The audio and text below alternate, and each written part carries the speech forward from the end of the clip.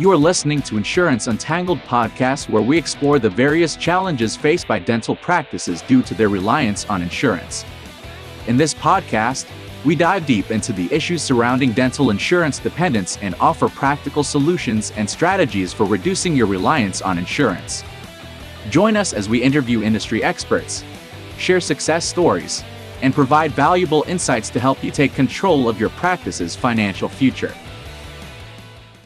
Welcome to another exciting episode of the Insurance Untangled podcast. My name is Ben Tuine, and I'm one of the co-hosts of this podcast. We really created this podcast sort of as a way for us to help navigate the complexities of dealing with insurance and the many different ways that dental practices are tangled up with insurance. So you'll hear us talking about all things insurance, all things marketing, all things insurance business in general. It's a very wide range of topics. And today, I have my good friend Naren. He's also a co-host on this podcast, and I'm going to be asking him some questions that are sort of marketing related that I feel are very important for our audience. Naren, how are you today, my friend? I'm doing great. And you? Doing excellent. Thank you. We had another successful Insurance Untangled webinar this past Friday, and thank you for doing all the work that's involved. Well, I should say the majority of the work involved in these webinars are courtesy of Naren and his team. So I want to thank you, Naren, for putting together these really great webinars. Really thank you for that. We're really excited to talk to you about some marketing concepts today, one of which is the NAP. We hear this term being used all the time as it pertains to digital marketing, like online marketing, as particularly with Google. Can you explain to the audience, Naren, what NAP represents and why it's important? Thank you, Ben, for having me. I really appreciate the opportunity to talk about NAP. NAP stands for name, address, phone number, consistency. So N for name, A for address, and P for phone number consistency. So NAP is really, really important for two reasons. One is it is one of the key things that Google looks at for SEO, and we can talk more about that. Mm-hmm. And the second reason it's important is you also can get direct traffic and phone calls from these NAP profiles. Meaning, for example, an example of a NAP profile is, let's say, Yelp, right? You can get direct traffic and phone calls from your Yelp profile. Yeah, no, that's interesting. So name, address, phone number. And I understand that NAP in general is very much likely one of those things that's very helpful with search engine optimization. Is that right, Naren? That is correct. NAP is really, really, really important for SEO. You may know that Google makes $200 billion plus from Google Ads. Yeah. If Google were a country, it will be richer than pretty much 150 countries out there, meaning they make more money than 150 countries' GDPs per year is. So Google has all the incentive to not give you free traffic, because if they gave you free traffic, why would you pay Google money, those hundreds of billions of dollars in terms of ads, right? You wouldn't. Mm-hmm. So what Google does is it makes SEO really, really hard.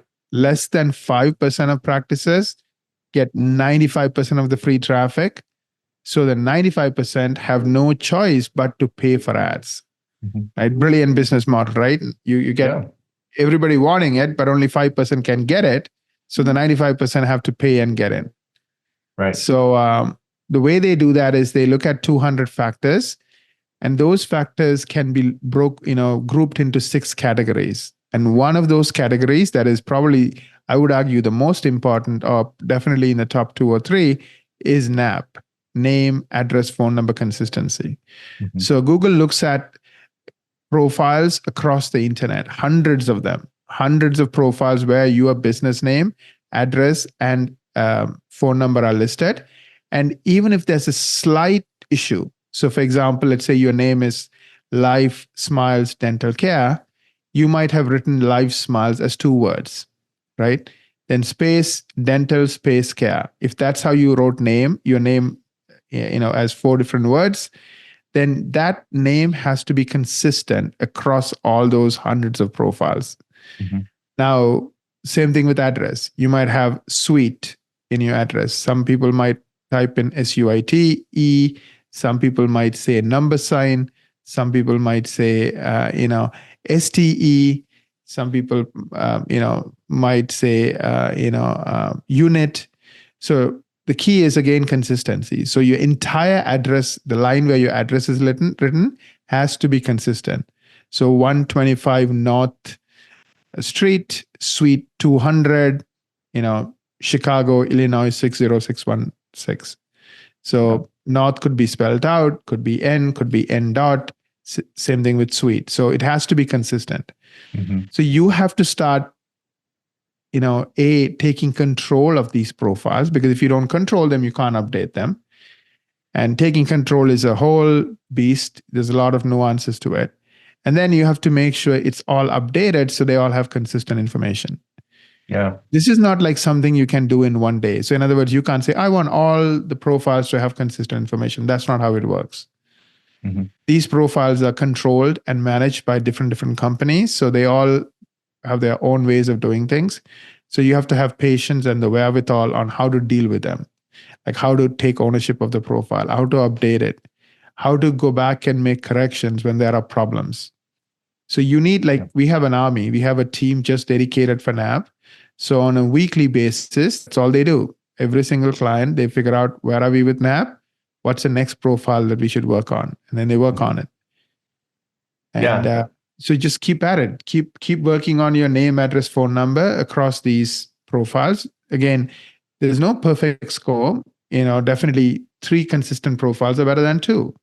7 are better than 3. So the better you are, you don't have to beat everybody in the world. You have to beat the people in your area. So as long as you have done a better job with NAP than anybody else in your area, you're going to be okay. Yeah, that's interesting, because when you think about it from a doctor credentialing perspective, you may be credentialed with hundreds of different dental plans that list your address, right? And I see this all the time, where one listing, there's a suite number, another listing, there's not, So I can imagine that's not an easy task to take to get at least that simple thing consistently corrected among everybody that's out there that's listing you. What about outside of SEO or search engine optimization? Is that beneficial even outside of the world of SEO, Naren? Absolutely. So every one of these profiles are part of a website. Yellow Pages, City Search, US News, Yelp, etc., etc. They all get traffic. So let's say you have a profile on City Search. That profile will get people going to that page. So you can put your website information there. You can put your phone call information there. So you might get direct traffic from City Search, right? You might get direct phone calls from City Search. Now, City Search alone won't make a big difference, but imagine having dozens of City Searches out there sending you traffic and phone calls. What is that worth? And you add it up over a 12-month period, right? So we have seen for our clients, we get hundreds of phone calls in a year from these other sites. And remember, you're not paying these other sites. So getting, hundreds of phone calls from potential patients and, thousands of visitors from potential patients from these other sites is meaningful. So there are 2 reasons to do it. One, like we talked about in your last question, is SEO, because we want to rank better, and NAP helps us rank better for more keywords. Second is, all the direct traffic we get from these sites and direct phone calls we get from these sites. Very good. Very good. And I know that I mentioned, the world of insurance and the complexities that one could have when it comes to dealing with insurance companies and being listed as in-network and all that. When it comes to metrics, like what should I be tracking, especially with my relationships with insurance companies? Yeah, I think same thing. Like, do you have profiles listed, and do they have consistent information? And it gets more tricky over time. So a lot of times, a doctor is not just somebody who graduated 2 minutes ago, but rather has been in practice. They may have worked in other practices. Their information might be listed with other insurance companies, and even with other profiles outside of insurance companies. And there will be lots of inconsistencies. Maybe you practiced at a different location before. Now that information is out there floating around under your name. So all of that has to be cleaned up, right? Especially if you are the owner. So all of this has to be taken control of, and if you're no longer practicing with that location, we should get rid of it, or remove it, because otherwise people will be thinking you're still at that other location, and that creates nav confusion for Google. Plus, you are now losing all that traffic because it's not coming to you; it's going to the old address. So definitely keeping track of all of that. And again, your SEO company should give you a list of places where you have NAP issues, and then of course work with you to solve them. So we would, for example, alert our clients, hey, we need help here, or we have an issue here. And some of the issues can be solved by the technical people. Sometimes they need your help. So for example, your NPI listing, which is something that's tied to your license, we need your help. We cannot control it without you having to do some stuff. So again, that's critical. Again, if you don't have the correct information there, then that's going to start, a lot of people look at your NPI information and then take that as one of the sources of truth. So taking care of that. So yeah, there's a lot to pay attention to, and I would say NPI is something you definitely need to pay attention to as well. Yeah, that's interesting. I'm thinking about situations where there's a doctor that has been working at other practices as an associate, and then one day this doctor buys her own dental practice, right? So what I'm hearing from you as it pertains to name, address, and phone number consistency, if I were that doctor, the idea for me is I'm not going to work at any of those practices anymore. I'm just going to work here at this practice that I just bought. So what you're saying, Naren, is that you need to get yourself removed from all those locations, especially with the insurance company, so that they delete those profiles so as to not confuse the Google algorithms. Am I hearing that correctly? That is correct. Okay. Yeah, this is actually really good advice, because I get asked that question all the time. Should I remove myself from those other locations? From a practical insurance admin perspective, it's not very important. Usually your name does fall off at the time of recredentialing, especially if you don't own that group. A lot of times you can, as an associate, get yourself removed, but it's normally the responsibility of the group owner to get you removed from those locations. So with this feedback, Naren, I think moving forward, my feedback is yes, get yourself delisted if you're no longer going to work there. And you need to proactively work on that if you want your own digital marketing to work at your own private practice, Absolutely. Yeah, that's good advice, Naren. What about challenges with NAP? What kind of challenges do you see in that world in general as it pertains to NAP? Yeah, I think doctors don't understand the amount of effort that goes into it, and realizing it's kind of like going to the gym, right? Like, look at anyone who's above the age of 40 who's healthy, right? Typically, they have a good exercise schedule, regimen, whatever you want to call it. And they also have a good diet that they follow. Like, it's not like you do it one time and then you can play the fool the rest of the time. You have to be consistent, right? You go to the gym, 3 times a week. You do the strength training. You do the weights. You do the cardio. Like, you have to be disciplined. You have to do it. Same thing with food. You watch your calories. You eat healthy. You don't, overindulge. Yes, you can once in a while, but you have to get back on track, right? Same thing with NAP, right? You have to be on it, stay on it. And just like with dieting, sometimes you have a bad day. You're going to have a bad NAP day where there are 2 duplicate listings, for example, right? The same company, let's say Google, will have 2 listings with your information on it. Why is that a problem? Now, it impacts SEO because Google SEO will get confused because you have 2 listings. Mm-hmm. 2, your traffic is going to get confused. Like you will have one listing with 10 reviews, the other one with 200 reviews. So your reviews are going to get split. And also the people who see the one with 10 reviews think you only have been practicing for a short time because you only have 10 reviews. Now they might be thinking, oh, I don't know if I should go to this person because he only has 10 reviews, right? So NAP is a moving target. That's what I'm trying to say. And also it's never like, gets better and better every day. Rather, it's like 3 days you have good days and then 1 bad day. Then 2 days good days and then 1 bad day, right? So when you have those bad days, you cannot get frustrated. An extreme bad day could be like it happened to one of our clients. Their profile just vanished. It was deleted by Google, and we have to complain and talk to Google and do lots of stuff to just get it back, reinstated back. And also keep in mind, these companies, don't make any money from us, right? So they don't report to us. Neither do they have a phone number to call. You remember, like, your practice is a phone number. People can call and talk to somebody, a human being. You can't talk to Google. You can't talk to many of these companies. It's all through a form, through an email. Sometimes it takes weeks to get back, and they have terms and conditions, and you need to be so familiar with all those. So it is tough, but it is important. It's like, being healthy is tough, but it's important. Eating healthy is tough, but it's important. Same way. The good news is somebody else can do 95% of the heavy lifting for you. So that's what we do for our clients. Just staying on it when these issues prop up, dealing with it. The only advice for the doctor is still make sure things are getting better. So, for example, how many NAP profiles are you managing for me? How many of those profiles at the current moment have consistent information? You need to know that. And then on a quarterly basis, the number of NAP profiles that are being managed should go up. Number of profiles with consistent information should go up. Are they going up? Are they not going up? Keep in mind, it's going to be like not always, perfect, things getting better, but rather 2 steps forward, 1 step back. But at the same time, just try to make it better than it used to be 3 months ago. Yeah, no, absolutely. That's great advice. You mentioned something about Google profiles and that doctor having the entire profile removed and deleted by Google.